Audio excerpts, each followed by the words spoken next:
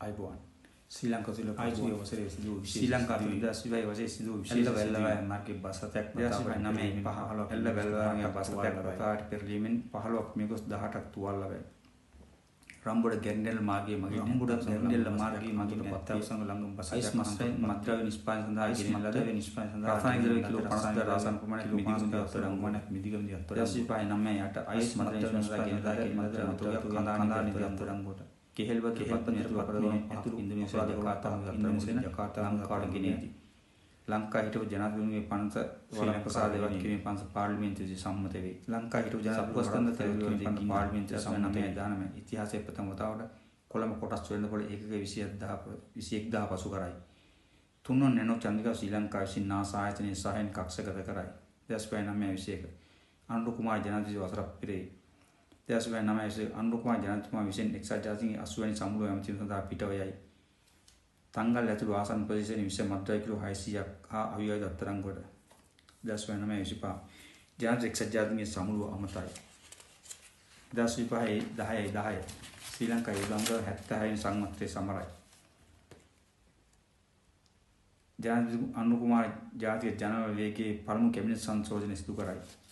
2010 දකුණු මුහුදේ මත්ද්‍රව්‍ය කිලෝ 840ක් අත්අඩංගුවට 2010 ගණන සංජීව උසාවියේ විලිත භාග ඝාතනය කර අනුමල දුන්නාය සැකරන ඉෂාරා සෙව්වන්ද නේපාලී අත්අඩංගුවට අල්සා දූෂණයෙන් ශ්‍රී ලංකා ලෝකයේ 120 ස්ථානයේ බව අල්ස් කොමස් රංග දිසානායක පවසයි. 2010 දකුණු මුහුදේ මත්ද්‍රව්‍ය කිලෝ 50ක් අත්අඩංගුවට වැලිගම පස්සභාවේ සභාපති ලස්නා වික්‍රමසේකර මහතා 2010 විශේෂ ඝාතනය කරයි. 2010 රුපියල් කෝටි 18ක හසිස් සමග කැනඩා ජාතික කටුනාගේ අත්අඩංගුවට 2011 දකුණු මුහුදේ මත්ද්‍රව්‍ය කිලෝ 350ක් අත්අඩංගුවකින් දික්කොර ආරාට ගෙනේ.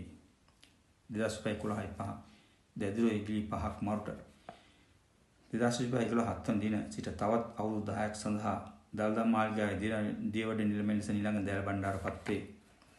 ලංකාවේ මහා බණ්ඩාරේ ප්‍රථමට රුපියල් ට්‍රිලියනක මුදල් අතිරික්තයක් ඇතිව මුදල් ලැබෙන අනුර කුමාර පවසයි. වෛද්‍ය සමාන වේසිකන්ට රුසියානු ජනාධිපති පුටින් මහතා විසින් මිත්‍රත්වයේ සම්මානය පිරිනමයි.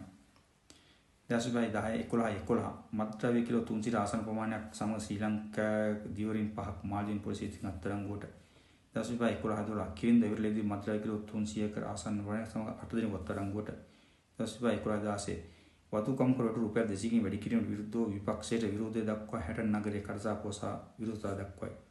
දකුණු මුහුදේදී රුපියල් කෝටි 400ක් වටිනා මත්ද්‍රව්‍ය සමග ගිනියම් දෙකක් අත්අඩංගුවට 2005 ලංකා කොළඹ මහනගර සභාවේ අයවැය මාලිමාව පරාද වේ.